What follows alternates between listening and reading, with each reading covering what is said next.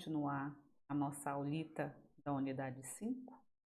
Então, nesse nosso 5.1, nós iremos estar trabalhando a relação entre a biblioteconomia e a documentação. Quando a gente fala sobre a história da biblioteconomia, a gente fica perguntando como será que ela se manteve ao longo dessa sua caminhada. E a resposta é o seguinte: a história da biblioteconomia, ela caminha lado a lado com a história da documentação.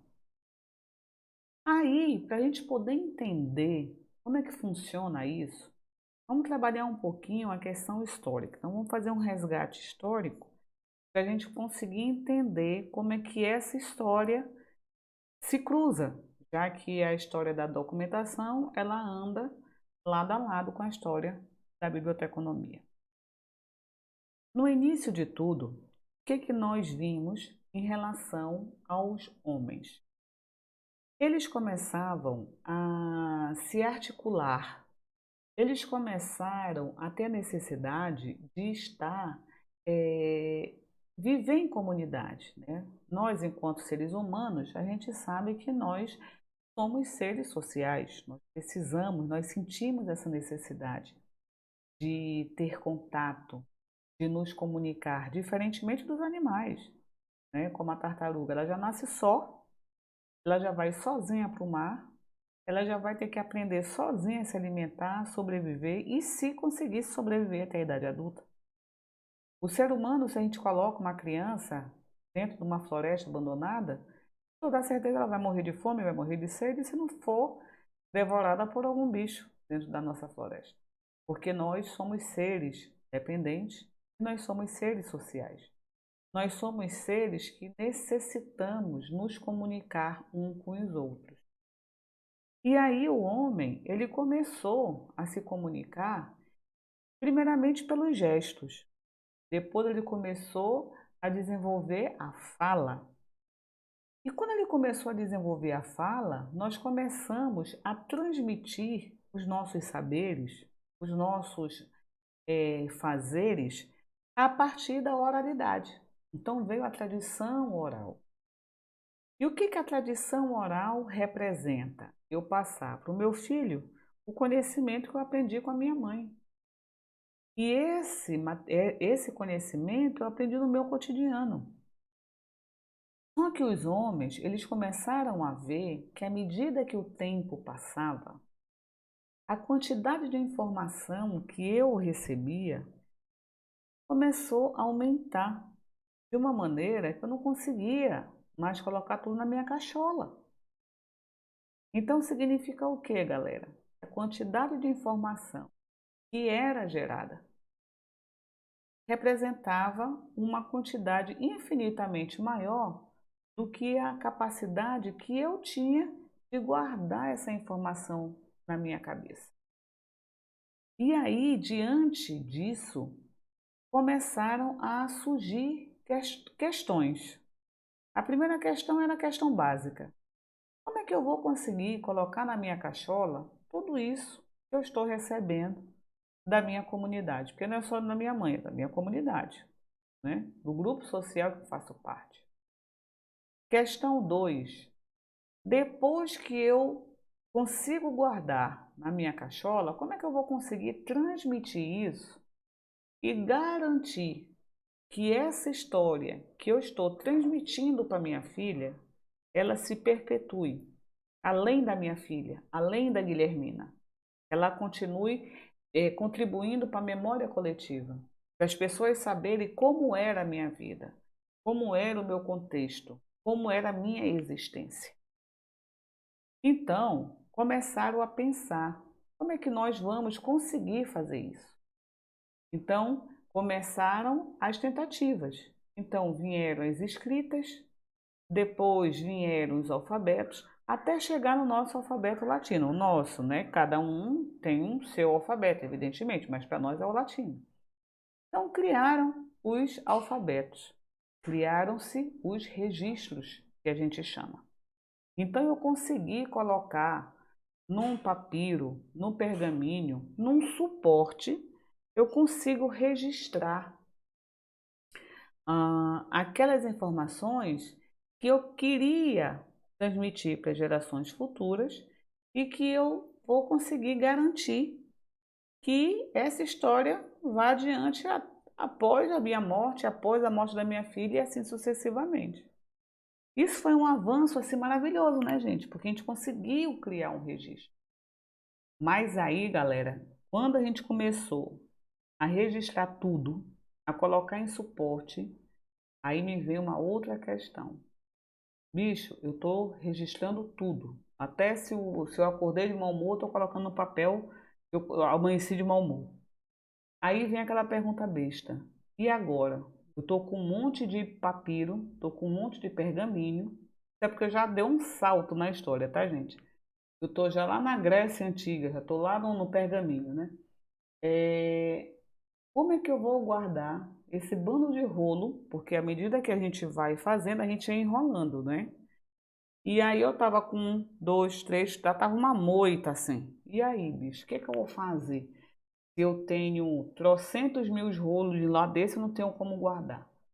E eu tenho que guardar num lugar que preserve. Porque se eu deixar aqui no ambiente externo, o vento vai danificar, a chuva vai danificar, os insetos vão danificar. Então eu tenho que ter um lugar que consiga preservar e conservar esses rolos de papiro para que a informação que ali dentro seja levada para gerações futuras. Então, qual foi a solução que eles deram? Vamos criar um lugar onde a gente possa guardar isso. Aí foi quando começou a criação das nossas primeiras bibliotecas. Só que as primeiras bibliotecas, percebam esse modelinho que é lá da Grécia, como é que eles tinham o processo de arranjo desses papiros. Percebam que esses arranjos, olha, tá vendo? Eles colocavam em escaninho, olha, aqui eu tinha um, aqui eu tinha outro, aqui eu tinha outro. Então, como eles tinham a preocupação somente de guardar esse material para preservar a história, nesse meu escaninho aqui, eu comecei a arrumar pelo tamanho e pela grossura de cada suporte. Então, aqui nesse escaninho, é tudo que é desse tamanho e mais ou menos dessa grossura. Esse aqui, aparentemente, ó, é maior e mais grosso, então ele não vai ficar nesse escaninho, vai ficar em outro escaninho. Só que aí, gente, se a minha preocupação é só o tamanho e a grossura do meu pergaminho, significa que eu não estou muito interessada no conteúdo desse material. Significa que naquela época a minha biblioteca era apenas lugar de guarda, literalmente.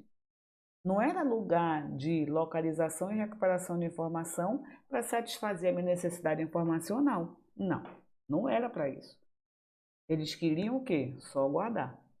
Então, aqui nesse escaninho eu tinha material de astronomia, eu tinha material de matemática, eu tinha material de corte e costura, eu tinha material de pintura, eu tinha material de trocentos assuntos, porque eu só me interessava pela parte da estrutura do suporte e não o conteúdo da obra.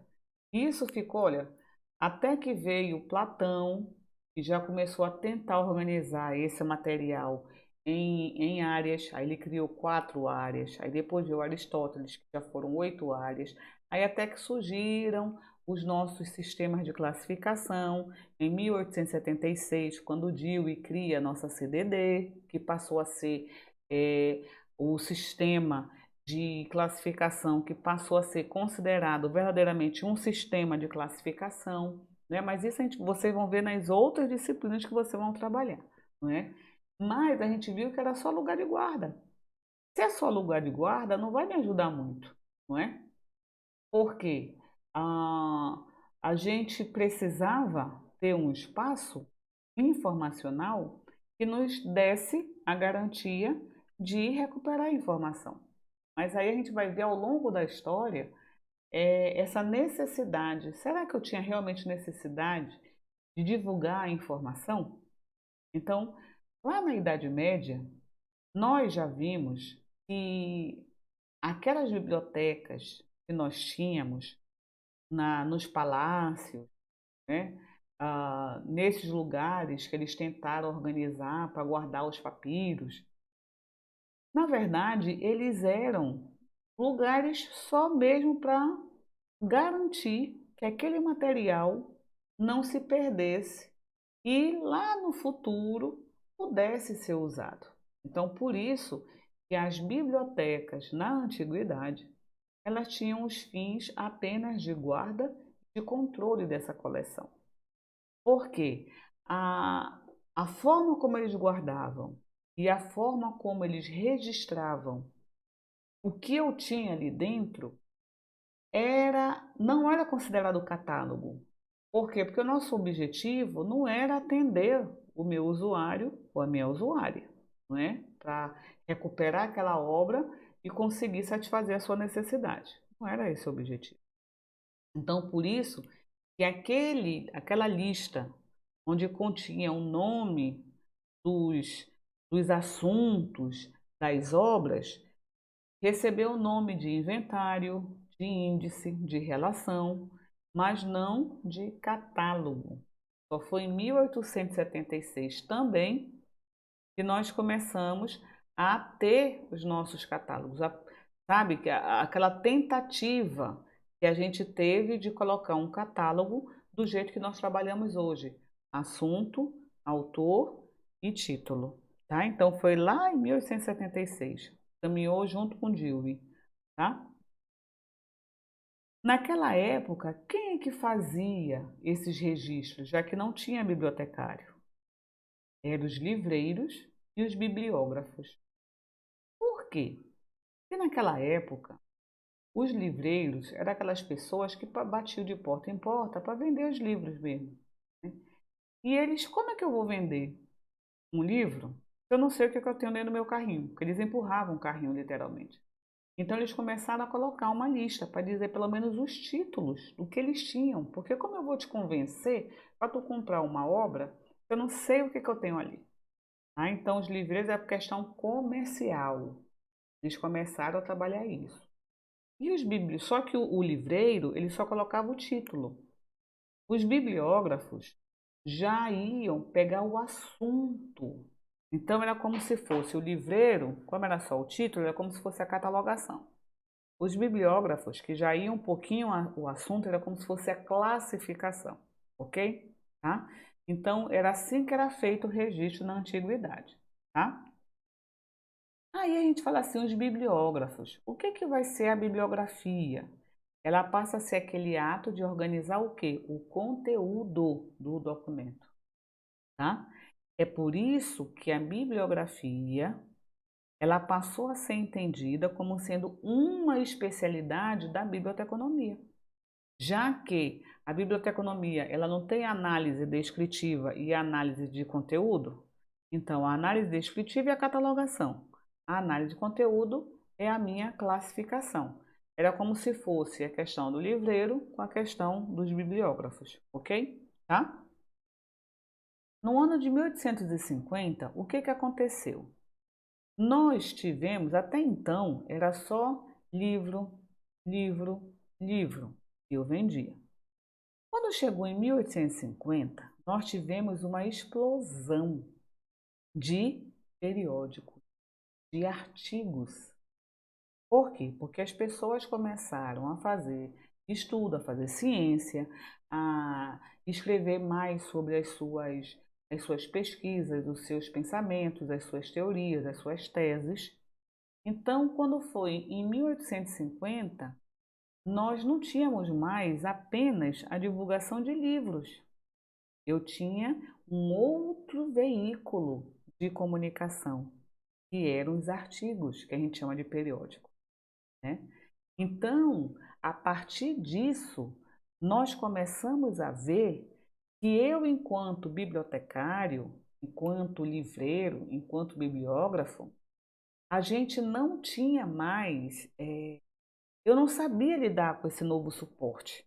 Essa era a verdade. Eu sou acostumada só com a monografia, que é o livro, né? E agora me aparece um outro tipo, é mais fininho, tem uma certa periodicidade, e aí eu não sabia. E aí o que é que acontece? O contexto começou a exigir das pessoas que tomavam conta das bibliotecas uma outra visão. Então passou a ter uma necessidade de fazer o tratamento daquela obra de uma outra forma, porque senão eu não ia conseguir recuperá-la, porque ela era diferente, ela tinha necessidade diferente, portanto, de ser processada, tá? Aí o que que eles fizeram? Olha, vamos chamar os bibliógrafos. Por quê? Porque o bibliógrafo não era aquele povo que voltava para o conteúdo da obra. Como esse novo tipo de suporte, ele é diferente, não é um livro, eu tenho um suporte, que é uma revista, e dentro dela eu tenho vários artigos. É diferente de um livro que eu vou falar tudo sobre geometria, então tudo é geometria. Mas naquele periódico, naquela revista, cada artigo não necessariamente fala do mesmo tema. E como é que eu vou organizar isso então, se dentro dele tem vários temas diferentes? Aí foi quando eles falaram assim: olha, vamos chamar os bibliógrafos, porque como eles lidam com o assunto da obra, pode ser que eles nos ajudem. Então começou um trabalho conjunto entre bibliotecários e os bibliógrafos, com o objetivo de fazer o quê? Criar um catálogo onde tivesse uma classificação ao ponto do cara, quando precisasse daquele assunto, ele ia conseguir recuperar. Só que qual foi o erro desse trabalho conjunto? A intenção foi excelente, mas como os bibliotecários só tinham experiência de fazer catálogo de livro, e os bibliógrafos, eles não tinham experiência de fazer o catálogo, eles só tinham experiência de representar o conteúdo das obras, toparam. Então vamos fazer o catálogo com a classificação se baseando nos livros, não é? Aí o que que aconteceu? Fracassou o catálogo. Eles não conseguiram atingir o resultado que eles queriam. As pessoas não conseguiam recuperar aquelas obras que estavam dentro dos periódicos. Foi um trabalho jogado fora. Um outro aspecto que piorou de vez a pobre da situação desse trabalho, dessa tentativa, não é, de organizar o acervo em prol da satisfação informacional dos nossos usuários e usuárias. As bibliotecas, elas não tinham uma política tecnológica. Eles não sabiam, não tinham condições ou conhecimento para estar fazendo uso de tecnologias para permitir o intercâmbio entre as bibliotecas. Então, isso também retardou o trabalho que esse grupo tentou fazer lá em 1850, tá? Por isso que ao final do século XIX, né, nós temos o quê? A biblioteconomia começou a caminhar lado a lado com a documentação. Por quê? Porque eles estavam tentando achar uma forma de organizar aquele espaço no sentido de atender a necessidade da clientela. Então, o que que eles colocaram? Bem, com os bibliógrafos não deu muito certo, né? Mas o bibliógrafo, como ele olhava para o conteúdo e veio as pessoas que trabalhavam a documentação, que era justamente o que? O conteúdo, mas não só de livro, nem de periódico, era o conteúdo de qualquer outro suporte. Então, biblioteconomia era só livro, os bibliógrafos pegavam o conteúdo, não é? Mas dos livros e dos periódicos, e a documentação começou a aumentar. esse estudo, né?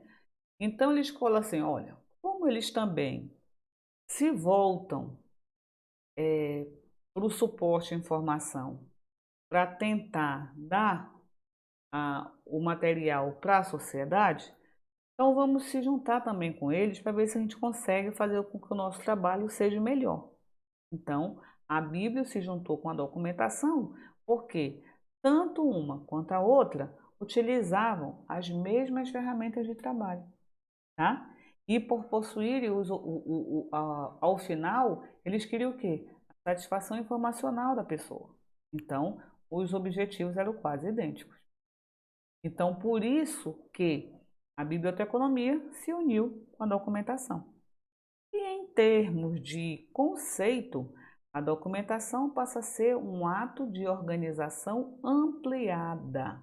Por quê? Porque não se volta só para livro e nem só para a revista, que é o periódico. Ele já se voltava para todo e qualquer suporte que podia gerar uma informação. Então, ampliou, era maior do que a biblioteconomia naquele período lá do final do século XIX, tá? Então, significa que lá no final de 19, a Bíblia ela se ocupava apenas com o suporte livro, tá? E a tarefa do documentalista, não. Ele queria deixar disponível a informação, independente do suporte que ela estava. Então, ele se voltava para artigo de periódico, se voltava para folhetos, se voltava para relatório, se voltava para patente, se voltava para livro, ok? Então, era essa diferença lá no final do século XIX entre a Bíblia e a documentação. Por conta disso, um grupo de pessoas que era do grupo da documentação, eles começaram a falar bem assim: gente, eu sou mais do que a biblioteconomia. Biblioteconomia é uma areazinha que só quer saber de livro. Eu pego qualquer suporte, portanto, eu sou superior à biblioteconomia. E aí começou um zum, zum, zum, zum, zum, zum, falar, é mesmo, aí foram tal. Aí o que aconteceu? Um grupo de documentalistas começou a fazer uma campanha para tentar romper com a biblioteconomia, tá? Então eles queriam fazer o quê? O primeiro rompimento. Eu quero me tornar um ser independente. Eu não quero saber de biblioteconomia. Para a gente rachar de vez, então vamos fazer o seguinte: vamos abandonar os instrumentos e os termos que eram utilizados pela biblioteconomia. Vamos criar os nossos próprios instrumentos, os nossos próprios termos, para demonstrar que nós somos uma outra área do conhecimento. Tá? Então começou essa tentativa. E essa tentativa representou o quê? Vamos tentar rachar, vamos tentar romper esse vamos separar, acabou o casamento, né? Então o que aconteceu? Eles começaram a brigar entre si, literalmente, tá? Aí o que a Bíblia falou? Peraí, o cara veio depois de mim, quer ser melhor do que eu? Então eu vou abrir meu olho, bicho. Aí o que a biblioteconomia fez? Quando foi a partir do século XX, começou a atuar além de livro. Começou a utilizar a informação como a base da sua missão. Quero saber o suporte. Eu quero saber a informação. Aí começou a porrada mesmo com a documentação, porque a documentação não utilizava qualquer suporte, a Bíblia começou a usar também qualquer suporte. Aí vem aquela perguntinha besta. E aí? Qual vai ser então a diferença entre biblioteconomia e documentação? Já que as duas trabalham com a informação e qualquer suporte, no sentido de organizar esse material para disponibilizar para o usuário. Estão sacando a briga que foi, né? Aí, diante disso, aí todo mundo pensa assim, gente, se os dois são praticamente iguais, por que essa rixa? Por que separar? Qual é a razão desse conflito? Qual é a razão dessa briga? Por que essa briga? Não é? Porque tanto a biblioteconomia quanto a documentação meteram na cabeça que eles queriam ser disciplinas independentes. Eu não quero mais esse casamento, eu quero andar só. Então, por isso que começou esse conflito, né? E por que começou esse conflito? Questão número 1. Diante de tudo isso, eles são iguais. Eles querem andar só. Mas a questão número 1 fala o seguinte: como é que eu vou aceitar esse divórcio se os dois possuem objetivos praticamente os mesmos, né? Aí, o que que a documentação fez? Espera aí. Então, já que vocês não querem que eu me divorcie por conta que o meu objetivo é o mesmo, então vamos fazer o seguinte: vamos trocar nosso objetivo. Vamos começar a romper, a usar os nossos próprios termos. Então, os documentalistas passaram a não mais querer continuar usando os termos da biblioteconomia, justamente para dizer assim: eu não tenho nada em comum, eu não tenho nada que me prenda à biblioteconomia, porque eu não preciso da biblioteconomia para nada, tá? Aí vem a segunda pergunta, diante dessa postura dos documentalistas. Somente parar de usar os termos e as ferramentas da Bíblia. Isso seria suficiente para eu chamar a documentação uma área independente? Aí, o que que acontece? Os documentalistas falaram bem assim: ah, vocês ainda não estão entendendo que eu quero andar só?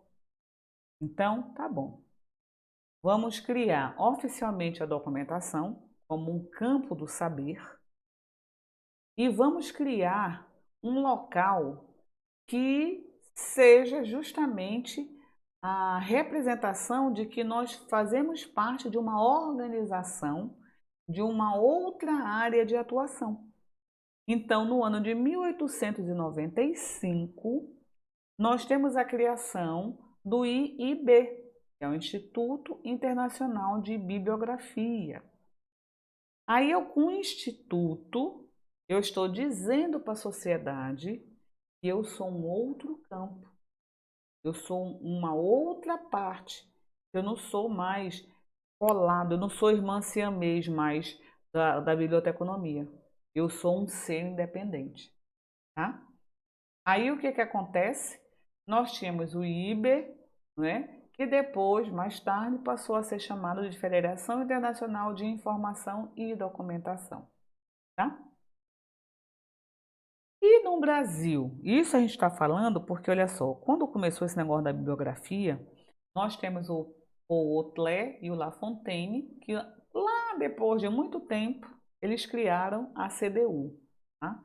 Mas antes de criar a CDU, foram eles que criaram esse Instituto Brasileiro, esse Instituto Internacional de Bibliografia, porque eles queriam fazer a função. O que que eles queriam, na verdade? Eles queriam fazer tipo um catálogo onde conseguia registrar o material do mundo inteiro, né? Então eles criaram isso e foi daí que começou essa briga com a biblioteconomia. Mas aqui no Brasil, como é que foi? Aí agora a gente pega justamente a citação do Silva, que é o material que vocês têm, que vocês leem, né? Aqui no Brasil, de acordo com o autor, nós vamos ver que não teve tanta repercussão, essa necessidade de ter que brigar, de ter que separar a Bíblia da documentação. Não teve, né? Tanto é que ele colocou assim, ó, não houve essa polêmica política. Pelo contrário, nós tivemos foi uma certa conexão epistemológica, política e institucional entre a Bíblia e a documentação, tá? Por quê? Porque a documentação ela veio para preencher algumas lacunas que a biblioteconomia não contemplava em nível de atuação profissional, tá? Ponto 2. O IBBD ele foi criado em 54 né, que é o Instituto Brasileiro de Biblioteconomia e Documentação, ó, uniu as duas áreas, né? Ela foi criada em 54 com o objetivo de quê? De unir as áreas propriamente ditas. Então, elas voltavam para projetos e ações que fossem caminhar juntos, os bibliotecários e os documentalistas. Então, é para isso que criou o Instituto Brasileiro de Biblioteconomia e Documentação, tá? Ponto 3. A documentação, ela chegou aqui no Brasil mais forte, por quê? Porque a biblioteconomia não estava iniciando a sua prática. Porque nós vimos que foi lá em 1910 que nós pegamos o modelo francês, depois veio o modelo americano, né? Aí a gente foi criando os cursos de biblioteconomia. Então a gente estava engatinhando, nós, biblioteconomia, enquanto a documentação já estava adolescente, né? Então, por isso que aqui no Brasil a documentação ela chegou mais forte do que a biblioteconomia. E como ela não tinha intenção de brigar com a biblioteconomia, ela, pelo contrário, ela quis se agregar à biblioteconomia, tá? Ponto 4, que é justamente isso. A documentação não queria competir com a Bíblia, pelo contrário, ela queria aprimorar a prática profissional, biblioteconômica, documental e informacional. Ok? Isso significa o que, meus amores? Que apesar no campo da Europa a biblioteconomia ter brigado de forma ferraz com a documentação, aqui no Brasil o nosso casamento deu certo e nós caminhamos juntos desde o início e até hoje a gente caminha de forma harmoniosa, né? E um ajudando o outro. Ok, galera? Tá? E com isso a gente termina o nosso item 5.1. Eu vejo você agora no próximo vídeo, onde a gente vai gravar sobre os itens 5.2. Beijinho.